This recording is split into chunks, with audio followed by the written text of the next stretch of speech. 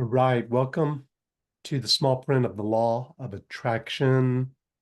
I'm Michael, I'm in Austin, and I'm feeling peaceful and gentle today.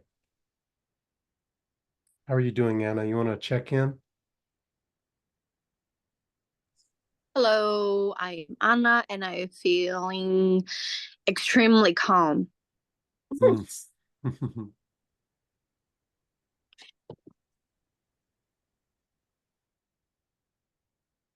I'm Amanda. I'm in Denver and I feel energized today.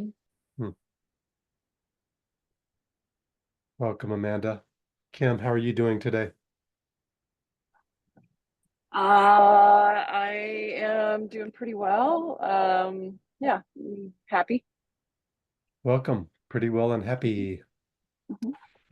Daniel, how are you today? Welcome to the call. Hi, I'm synchronizing and just navigating connectivity. Awesome. I'm glad you were successful in that adventure. So we're stepping in today to a completion, potentially, of the chapter on creating your reality, creating my reality. And last week we looked at a pretty profound idea that is couched in the paradox of the world is God, or the God is real, the world is unreal, and the world is God. And wow, it's simple and complicated in the same moment. And upon stumbling upon a paradox, we were invited to look at desire in one of two ways, either as a desire that's sourced in the ego or a core desire.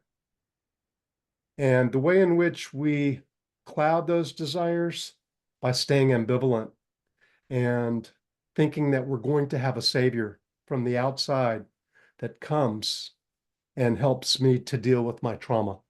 So that's what we looked at that last week. This week, we're stepping into a new adventure and completing on this. Maha, anything you want to add to that and take it away?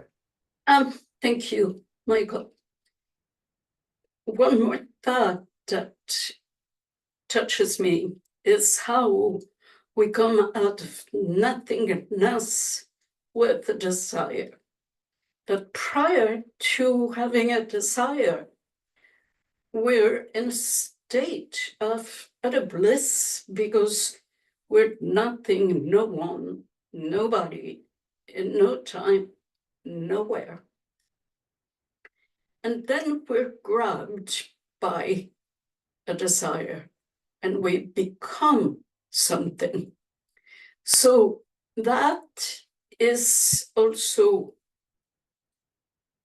how I understand the world is unreal and the world is real at the same time, because that desire of mine creates an entire universe that wasn't there before. And then I start looking for love in the wrong places. So let's jump in.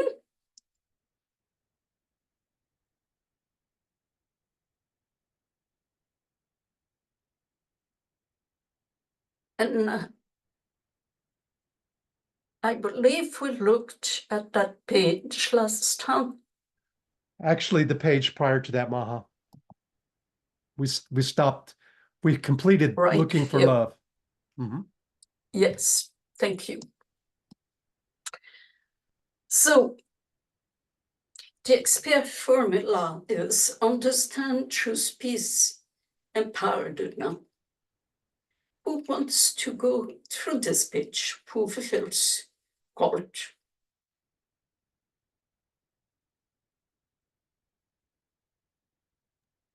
I can go.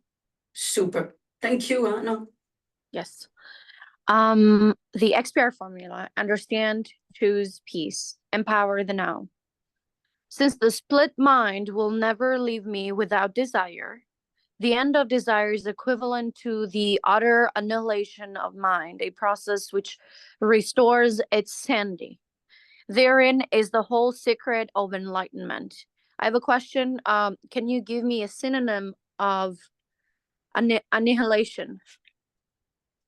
Coming to point zero, Okay. complete deletion. Okay.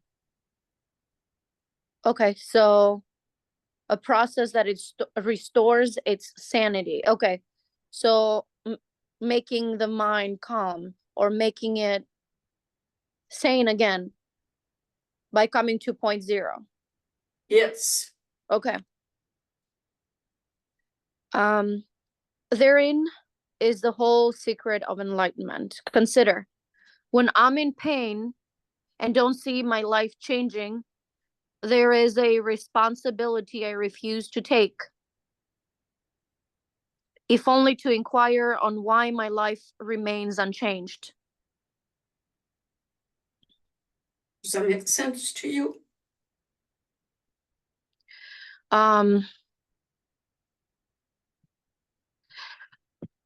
It it does, although I'd like to have like an example that is equivalent to my life. For example, Well, do you have a problem that, or an issue that keeps on repeating itself?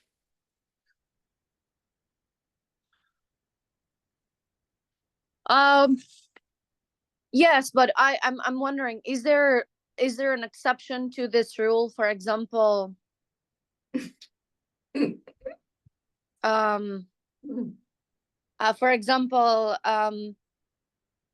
the pain that I felt when I lost my sister. Okay.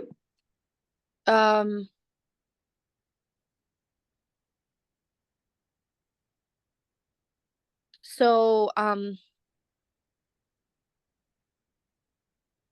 perhaps seeing those moments that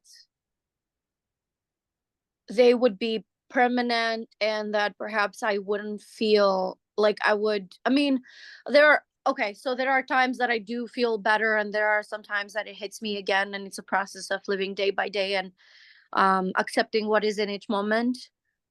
But I'm wondering if if pain works differently at different times. For example, yes, there is pain when I don't see that there is any light out there, or that what I'm feeling now is fooling me to believe that that's going to be persistent from now on, and it's not going to change in a future setting. So it seems to me that you're speaking of a pain that happened in a moment, and you keep on reliving that same moment. Is that correct? Sometimes, yes, like time does its own thing, and there's moments that I feel that I'm healed and happy, and there are some moments that I am relieving pain from the past of losing my sister. Okay, so the moments when you're happy, they're not part of that discussion. Okay. What that discussion is about is the cyclical reanimation of the same pain at different moments of your experience throughout time. Okay. So if that is the same story, then there is a responsibility that you are refusing to take. Okay. It's like you don't want to be source over that pattern. Okay. Does that make better sense? A little bit better. Okay. And the way that you know that you don't want to be source over that pattern is because it keeps on reproducing itself. That same story. Okay. Maybe you're free of it for months, and then something's going to trigger you, and then you're going to be, there it is again. Yeah. Okay, so Okay. that's what this is. And I trust Amanda and Kim, you're with us. Was this? Yes. Thank you. So please continue. Yes. Hence, now ready and willing am I to own the very real fact that I desire my self-induced misery, my projection of lack, and my being a victim. Yeah, Can see it, can you not? yeah, Beauty, yes. beauty. So whom out there do you blame for your lack of fulfillment? Who's responsible? Me? Yeah, but is it God that betrayed you? Is it your sister? Who is it besides yourself? Because you're saying you, but by the same token, you're not taking responsibility. Well, what happens when we take a responsibility and we recognize that and we do take responsibility? Then life changes. Okay. So who are you blaming? Or whom are you So blaming? if it's ourselves, then is it God? God is fine. God is not seeing me. God is not loving me. God is punishing me. Meanwhile, I am punishing myself. Yes. Okay.